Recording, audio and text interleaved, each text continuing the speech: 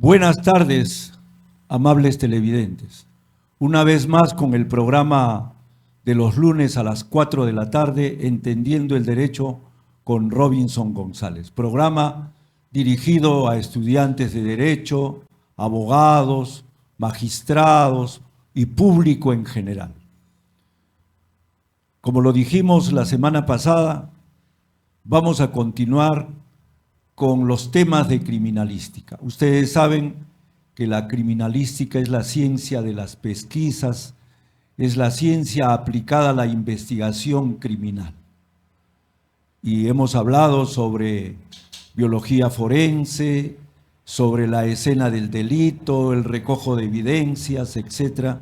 Y hoy día tenemos a una invitada que pertenece a las filas de la Policía Nacional del Perú, la mayor SPNP, Shirley Poma González. Dejo los micrófonos para que ella se presente.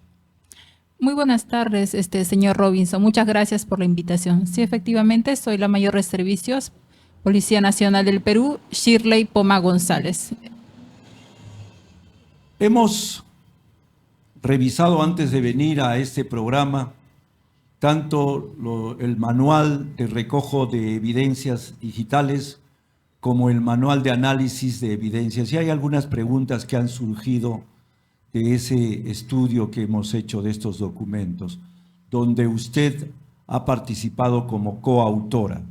La mayor SPNP, Shirley Poma González, es egresada de la Universidad Nacional Agraria de la Selva. Ha estudiado ingeniería de sistemas. Ella ha estudiado y es magíster en temas de evidencia, de análisis de la evidencia digital en la Universidad Rioja. Ha estudiado también una maestría y la ha culminado en la Universidad Nacional Federico Villarreal con respecto también a temas del análisis digital, y ha tenido estudios en la Universidad Nacional Mayor de San Marcos en fonética forense.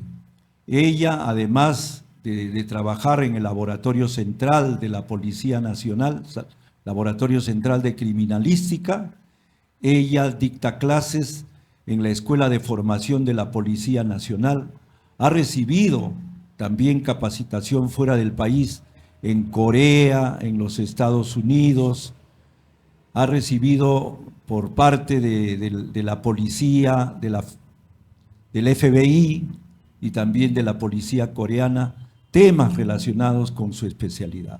El tema de hoy día es el análisis digital forense. Una de las preguntas que nos hacemos mayores: ¿es lo mismo hablar de análisis digital forense que de informática forense? Sí, bueno, en realidad cuando hablamos sobre análisis digital forense, estamos hablando de computación forense, informática forense, ¿no? Pero el término, digamos, más común y conocido es informática forense. Pero de algún otro modo podemos utilizar el término computación forense y análisis digital forense. Bien, yo creo que el análisis digital forense podría ser así como el género, y las especies serían informática forense. No, lo que pasa es que es lo mismo. Ya, si no es la denominación, exacto. Son sinónimos. Entonces, análisis digital forense y la informática forense vienen a ser lo mismo.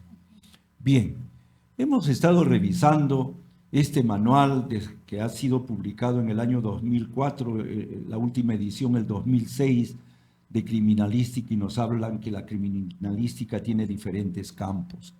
Nos hablan de la escena, nos hablan del laboratorio y nos hablan de la identificación personal.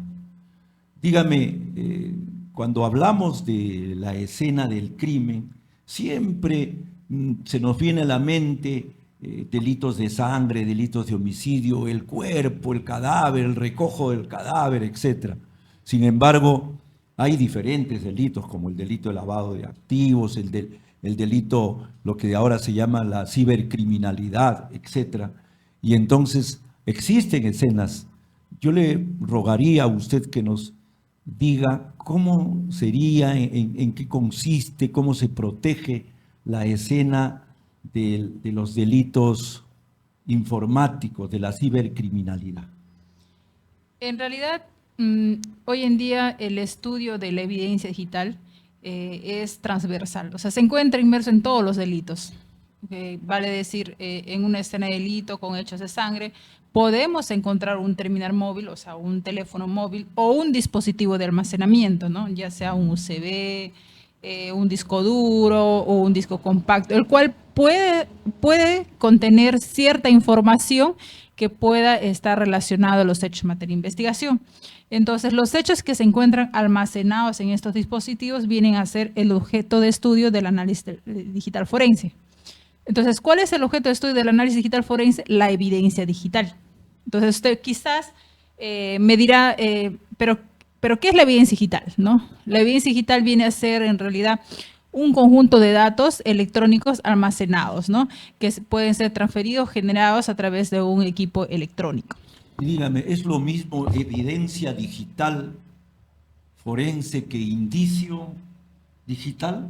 No, en realidad nosotros no tanto hablamos del término indicio digital, sino nuestro objeto de estudio de los analistas forenses es la evidencia digital. Ya el término evidencia, indicio, digamos, no es tanto relacionado con el término digital, pues, ¿no? Es un término genérico que se utiliza en todos los procesos, tanto el indicio, evidencia y las pruebas cuando ya está en un proceso judicial, pues, ¿no? ¿A qué se denomina ataque cibernético? Ataque cibernético. A ver, en realidad, ataque cibernético no guarda relación con lo que es el análisis digital forense. O sea, son, digamos, complementarios, pero no directamente es sujeto de estudio. ¿Por qué? Porque eso, más que todo, es el campo de la seguridad informática.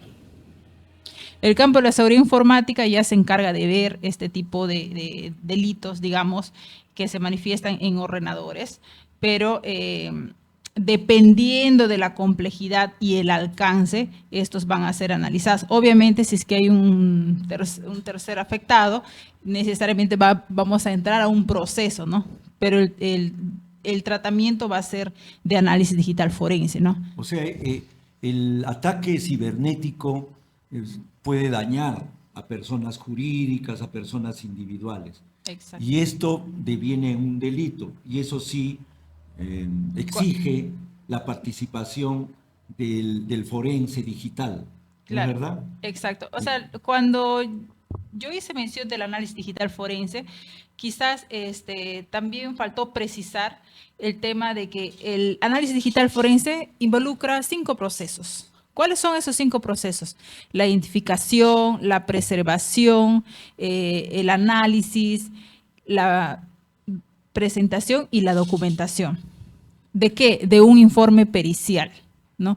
En un informe pericial vas a establecer de algún otro modo estos 5 procesos enfocados al tratamiento de la evidencia digital. ¿Cómo será la identificación? Bueno, en este caso, por ejemplo, la identificación, si hablamos de un terminal móvil, ¿no? Ya tenemos un objeto físico, estaríamos identificando este objeto, ¿no? Bien. Como tal, como, digamos, evidencia en un caso, ¿no? Esto de identificación tiene que ver también con el recojo de la evidencia, con claro. La preservación de la evidencia para evitar confusiones, ¿o no?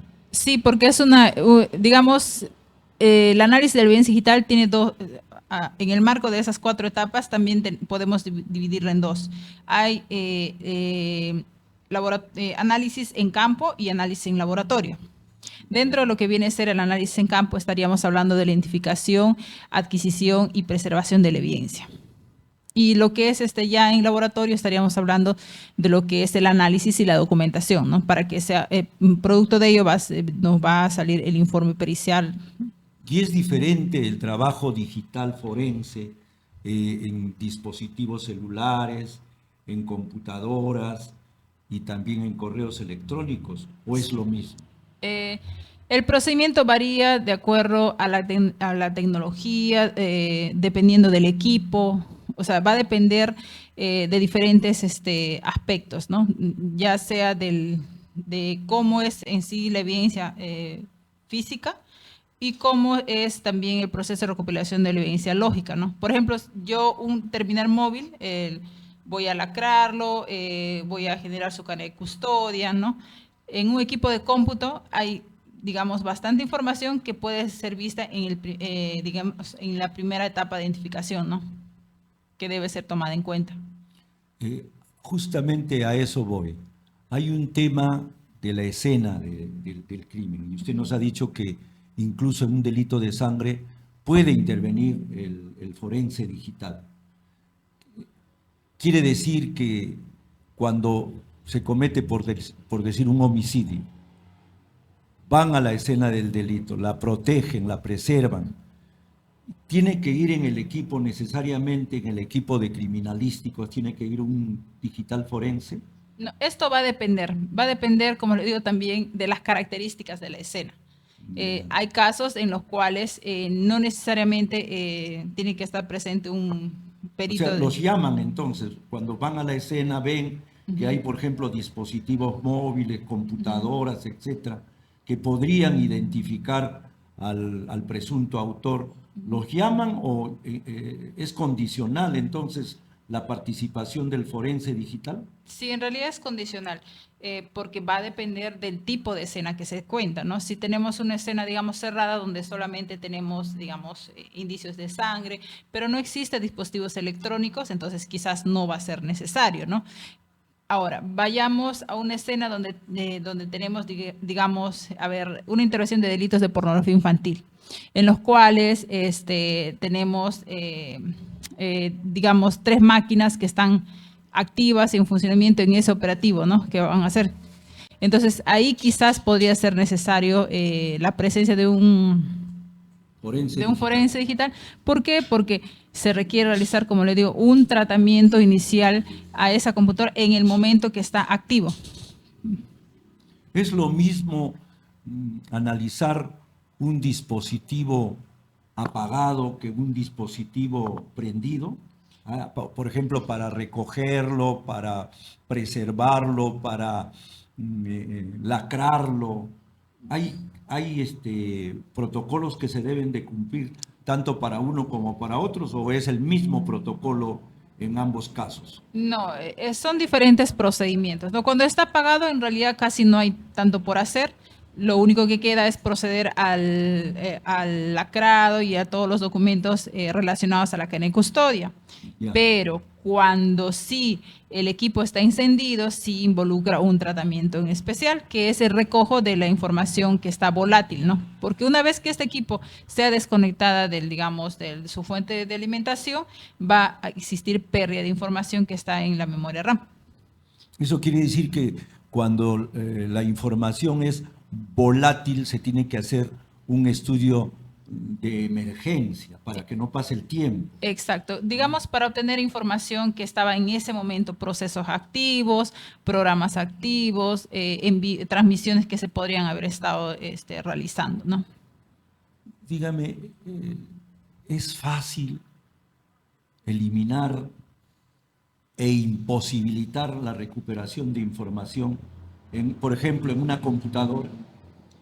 Es fácil eliminar como también es fácil recuperar, pero estos procedimientos también hoy en día ya, digamos, los diferentes fabricantes y proveedores de diversas tecnologías también por su propia credibilidad lo que ellos hacen es generar, digamos, un tema de confianza con sus usuarios, un tema de privacidad con sus usuarios, en los cuales ya existen otras técnicas en las cuales, digamos, es más difícil vulnerar, ¿no? Vulnerar para poder, digamos, acceder a datos.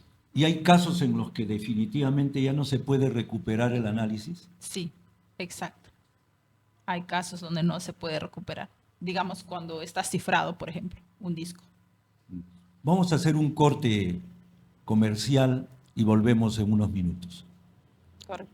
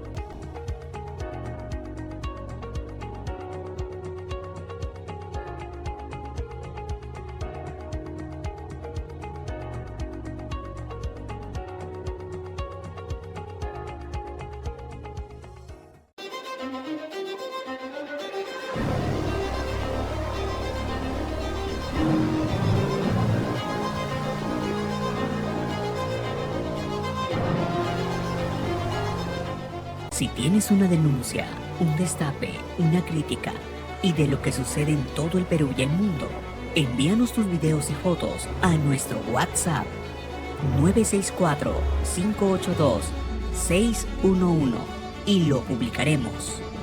Somos un medio que comparte información. Somos Global Studio TV.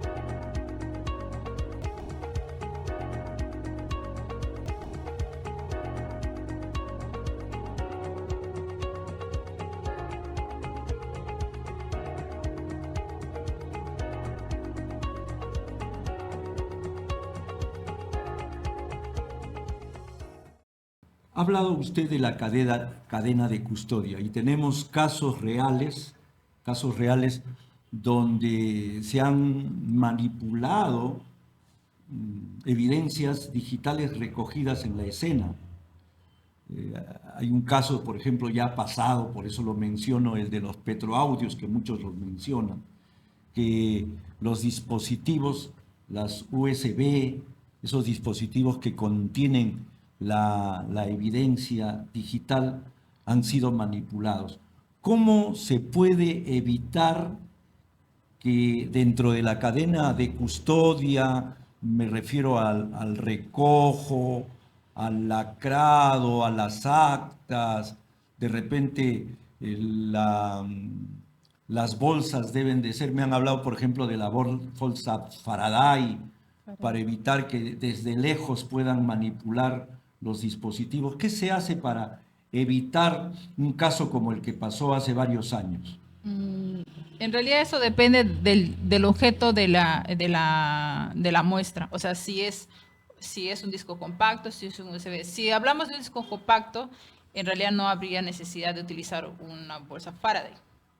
Si hablamos, por ejemplo, de un celular, si es que el celular no me permite colocar en modo avión, sí tendría la necesidad de utilizar una bolsa Faraday. Porque ¿qué es lo que hace esta bolsa Faraday? Lo que hace es proteger, digamos, o inhibir la señal, ¿no?, de este dispositivo móvil. Porque hoy en día usted sabe que muchos usuarios pueden también realizar la sincronización con su correo y utilizar, digamos, por ejemplo, a través de Google Drive. Y, digamos, yo puedo manipular mi terminal móvil si es que tengo acceso a datos, ¿no?, de manera remota. Esta manipulación significa que yo puedo hacer una eliminación de datos, ¿no? No estando ahí. No estando ahí. Pero eso es porque lo tengo activo el tráfico de datos. Pero si yo coloco en modo avión el dispositivo, entonces no va a ser factible eso. Pero hay dispositivos en los cuales no te permite, porque hoy en día los dispositivos también utilizan un PIN de seguridad, contraseñas de seguridad. Y estas contraseñas, de algún otro modo, evitan, pues, ¿no?, que podamos nosotros hacer la configuración de modo avión. Entonces, uno de los primeros pasos, digamos, si yo voy a incautar un terminal móvil, aparte de su aseguramiento físico, también tengo que considerar activar el modo avión, pues. Y si no es factible, utilizar lo que usted estaba señalando, la bolsa Faraday.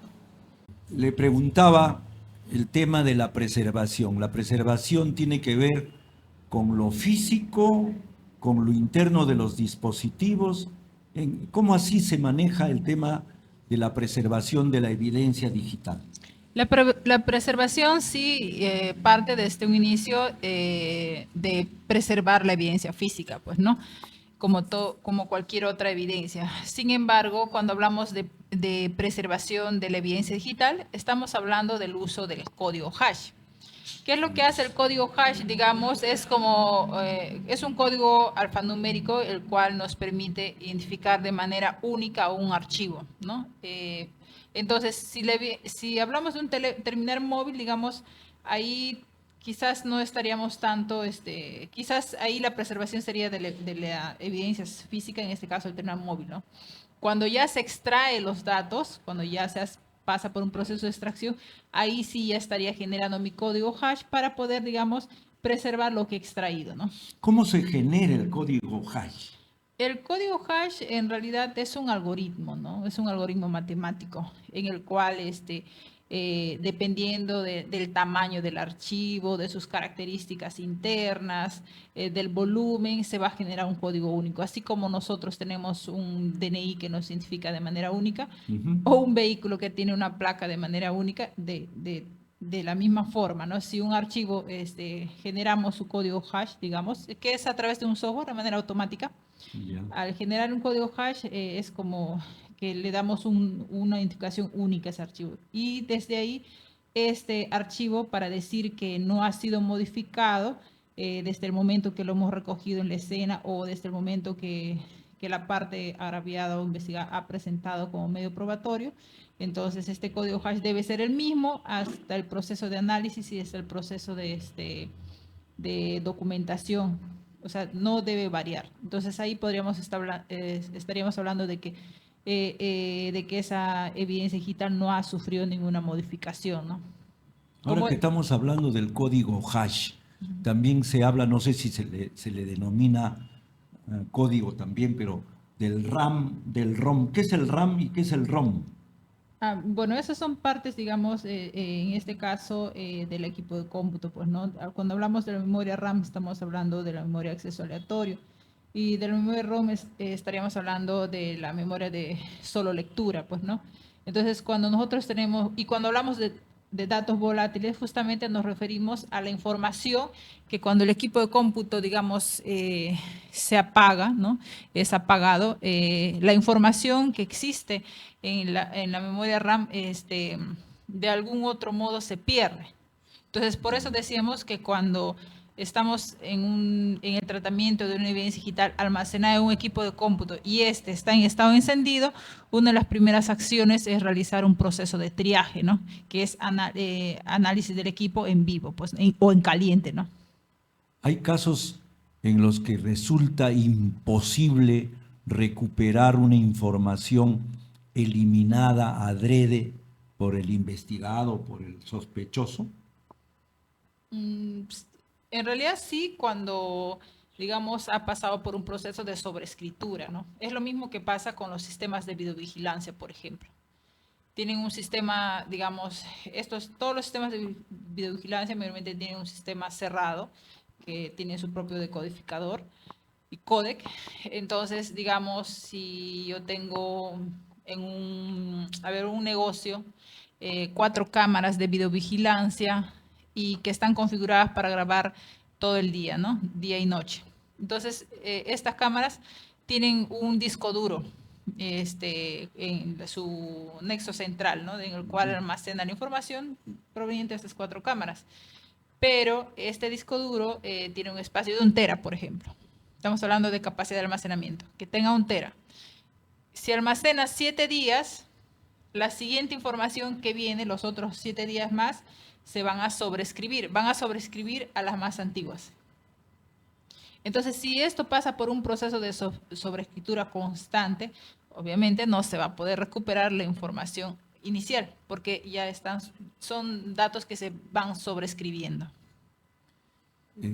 También es posible que en aquellos dispositivos que tienen contraseña, no solamente contraseña numérica, sino a veces contraseña dactilar, por voz o reconocimiento facial, reconocimiento... ¿Qué pasa si aparece el dispositivo y hay una víctima que es dueña del dispositivo, no es dueña del dispositivo, pero está muerta esta persona, ya murió? ¿Cómo se podría desbloquear si por ejemplo tiene por reconocimiento facial, se le pasaría por la cara del cadáver para que se desbloquee, se utilizaría sus yemas para desbloquear si es por huella digital.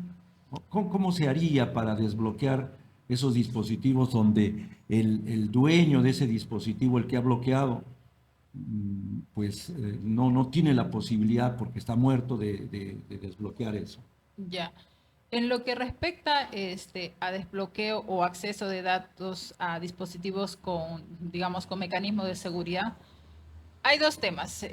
Un tema principal es el tema legal, que para yo acceder a cualquier dispositivo necesariamente necesito la autorización del propietario o una resolución judicial que me autorice realizar el acceso a dicha información. Si yo tengo, digamos, como usted dice, una persona que está muerta, si bien esta persona no me va a poder brindar la autorización, Claro. se tendría que ahí gestionar la resolución judicial. Ya Eso le es dieron una. la autorización judicial. Ya. Ahora, por otro lado, también voy a hacer un paréntesis aquí. Suele pasar que la esposa da la autorización, por ejemplo, o suele pasar que el papá da la autorización del hijo, ¿no? Entonces, esas autorizaciones, por ejemplo, no son válidas, porque solamente son válidas cuando es un menor de edad. Pero si es la esposa, si es el hermano que autoriza, no se puede. Tiene que necesariamente ser una resolución judicial. Eso hay que tener en cuenta en los temas legales, por ejemplo. Claro. Ya. Ahora, respecto a lo que es ya cuando ya tengo la autorización para el tema del desbloqueo, existe herramientas, ¿no?, que te permiten desbloquear, pero todo va a depender de la marca, modelo, versión del dispositivo para que ésta pueda ser desbloqueada, ¿no? No, como les dije en una entrevista en el párrafo anterior, había comentado que los proveedores de las soluciones tecnológicas también tienen con fines de aumentar el tema empresarial, el marketing y digamos, la fidelidad de los clientes, ofrecen bastantes mecanismos de seguridad, ¿no?, para sus usuarios. Y una de esas es de que ofrecer ciertos mecanismos de seguridad que sean, digamos, difíciles de poder desbloquear, ¿no? Difíciles, pero no imposibles, o hay casos en los que No, hay casos realmente que, son imposibles ya. no, sí, hay casos que son imposibles, que va a tardar un tiempo en que se desbloquee. Y cuando hablamos de tardar un tiempo, si estamos hablando de meses, pues, ¿no? Y mayormente en lo que es un proceso de administración de justicia se requiere, pues, ¿no?, en el momento o, digamos, en el día, ¿no?, acceder a la información. ¿Hay alguna diferencia entre el informe técnico que evacúan ustedes y la pericia digital forense, o es lo mismo? No, de acuerdo al Código Procesal Penal, establece que la Dirección de Criminalística emite informes periciales, pues, ¿no? Digamos, informe técnico podría ser, digamos, cuando, cuando se requiere una opinión técnica de algo, pues, ¿no?, pero que no voy a analizar necesariamente una muestra, pues, ¿no? Ya, y la pericia ya es el resultado del análisis digital. Es el resultado de los 4 procesos anteriores que le indicaba, ¿no? Claro. Porque análisis digital La forense, identificación, preservación, análisis.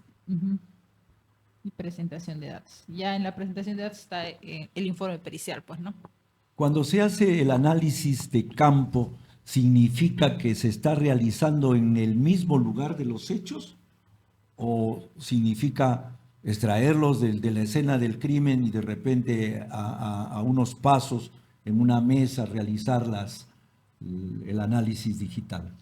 ¿A qué se refiere el análisis de campo de las evidencias digitales? Es el proceso de extracción que hacemos en campo, o que por necesidad se requiere hacer el proceso de adquisición en campo, ¿no? Debido en el lugar de los hechos. Debido a la pérdida de datos. Quizás el análisis no necesariamente lo vas a hacer ahí, ¿no? Puedes llevarlo al laboratorio. O como también dependiendo del delito que se vaya investigando o necesidad, quizás se requiera, no sé, formular se pueda, digamos, dar un pronunciamiento en ese entonces, ¿no? Pero ya no sería un informe pericial, no sería dentro del acta que... Sé que hay laboratorio de criminalística aquí en Lima, si mal no recuerdo, en Chiclayo, en Arequipa. No en todos los distritos judiciales hay laboratorios de criminalística. ¿Qué pasa con el tiempo? Porque supongo que ustedes deben de tener una sobrecarga de peticiones, de solicitudes de los magistrados para que evacúen pericias digitales forenses. ¿Cuánto es el tiempo más o menos mínimo que dura un análisis y el más largo más o menos que ustedes han tenido para realizar el análisis que sirva para evacuar una pericia valedera? Bueno, le voy a comentar de manera general cuánto demora, digamos, un proceso de adquisición. Un proceso de análisis de cualquier evidencia va a depender de la cantidad de datos que tenga y de la tecnología que se cuenta para poder analizarla, ¿no? Si tengo, digamos, dispositivos de alto rendimiento, de alguna manera voy a reducir tiempos, ¿no? Por ejemplo, si estoy hablando de un USB con 4 gigas, vamos a hablar, ¿ya? Un USB de 4 gigas, estaríamos hablando, digamos, de un proceso de análisis digital forense de las 4 etapas, digamos, en 4 horas, ¿no? Si yo tengo un disco duro de 1 tera, y si no se cuenta con equipos de alto rendimiento, podríamos estar hablando de dos días, 3 días. ¿Y ustedes cómo análisis, están en ¿no? el laboratorio? Bien, con equipo adecuado, tecnología, digamos, la tecnología de avanzada, la tecnología punta, o hay otros lugares, ya que usted ha visitado, por ejemplo, Corea, ha sido capacitada por el FBI. ¿Cómo estamos en el ámbito de la pericia digital en el Perú y las herramientas para realizar dichas pericias? Antes de que me conteste, nos están avisando que tenemos que irnos a otro tema de corte comercial. Gracias.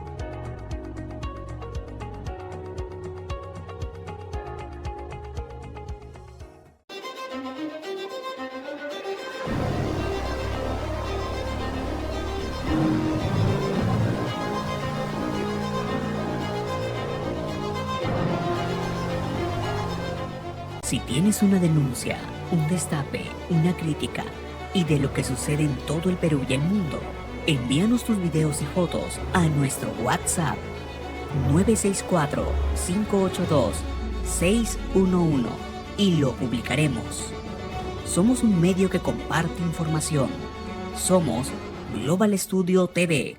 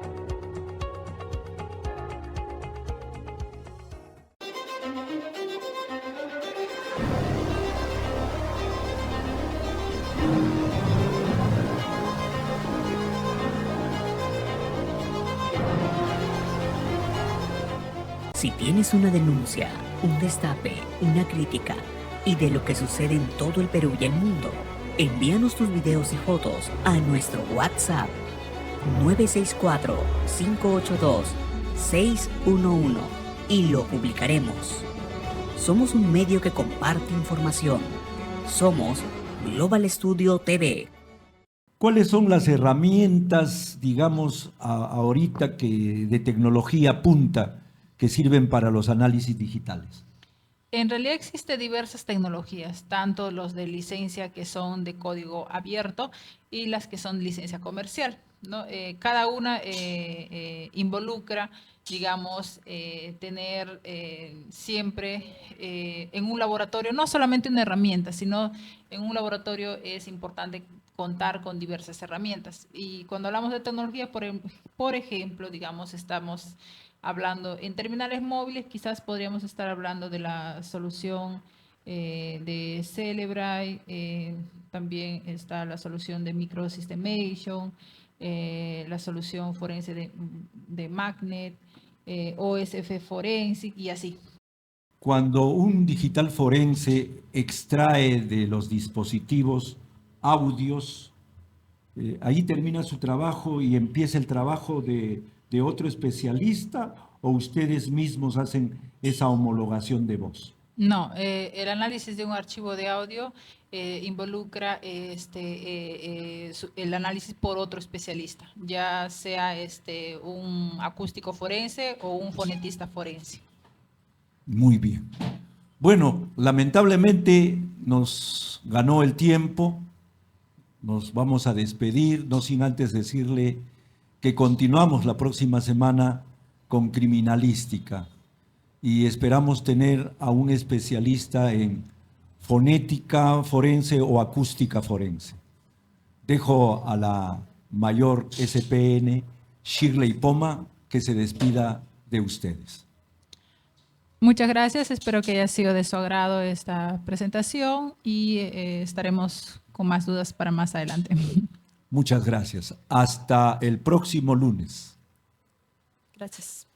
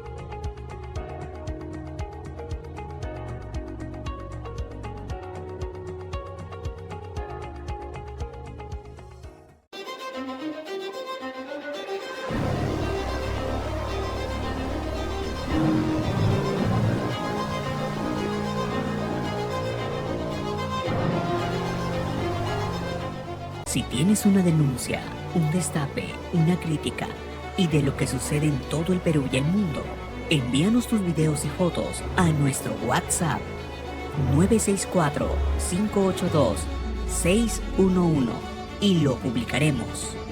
Somos un medio que comparte información. Somos Global Studio TV.